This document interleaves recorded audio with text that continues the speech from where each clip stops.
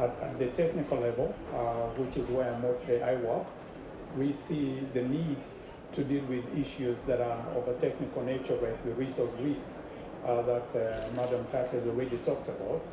But it's also important for a country to decide which risks they want to take. And Mr. Bakuri has already mentioned that it's very important for them to have decided what to do. They took the land, they decided to do the infrastructure and all that. Because the trick is in getting the right people around the table at the beginning, the right sectors of risk represented across on the table, and then secondly, deciding how to apportion the risk so that it can be properly mitigated and properly managed. So in Kenya, what we're doing is to get the local community, and by that I mean the Kenyan government, to develop its own capacity in developing geothermal resources. That journey began many years ago with the support of the World Bank, and we're very thankful to that, in restructuring the entire sector.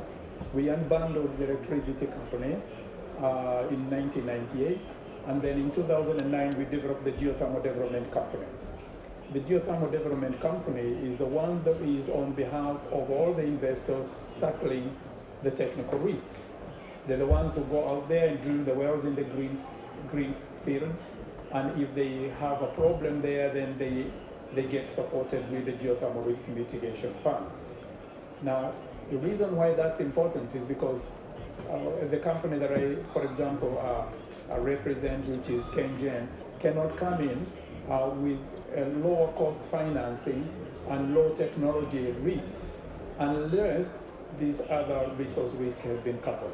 So the government, having taken that away by putting that in a 100% government-owned company and developing the technical capabilities within that company to deal with that risk properly, that is the engineers, the scientists, all the top-line technical work that needs to be done is getting done there and getting done properly. That then has offered a solution that has done an immense good to the country. Let me give an example. In Okaria, we just recently converted 350 megawatts of geothermal energy to electricity. All that was drilled by GDC. By GDC using their own rigs and coming in to handle the technical risk, we've seen the cost of drilling reduced by over 40%. Because we're using local staff, we're using local drilling rigs, we're using local expertise. So it's not like hiring or outsourcing drilling capability. And the government, having decided to do that, is critical for this cost matrix.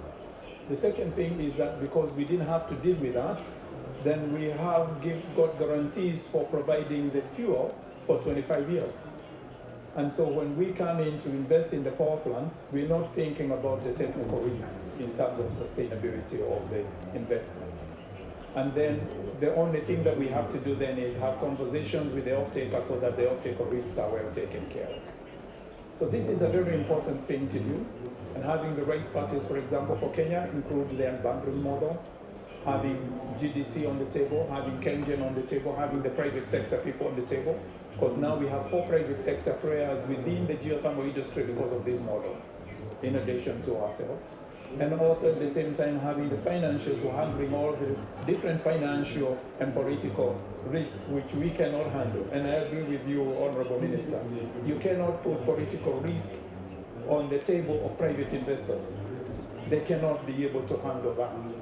Okay, so getting all that together and then finally getting the regulator in place and getting the market models have some level of confirmed sustainability, some kind of future security for dispatch and for prioritizing of dispatch of renewable projects is very, very important. I think I will stop here and we will discuss details. The Menengai project has benefited a lot. $145 million to buy the rigs and cover the risk mitigation. And that's introduced, in my estimation, and my colleague is here, about 65% of cost reduction. Let me make one more comment. I think this is important. If you don't involve the local communities in what, for example, we saw in the creek, agriculture, aquaculture, education, If you don't involve everyone in, you still have a sustainability risk.